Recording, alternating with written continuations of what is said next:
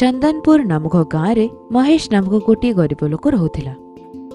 महेश परिबा बिक्री करी बहुत कष्ट निज जीवन यापन करुला, किंतु केबे कहार साहाय्य करिबा पई से केबे भी मना करू नथिला।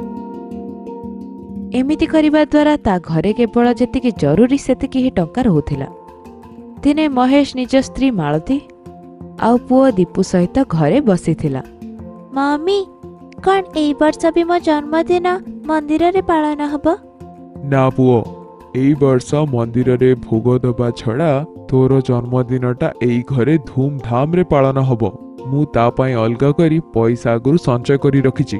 एतिकी कथा शुणी दीपू आ मालती दुई जण खुशी हेले। तेबे से देखिले कबाटा पाख देई गाँर गोटे लोक तांका पाखकु दौड़िकी आसुची। अरे रामलाल, कौन हैला? एते चिंतित कहीं जना पड़ुछ? कौन कहबी महेश बाबू, मो पुअर देह 3 दिन हला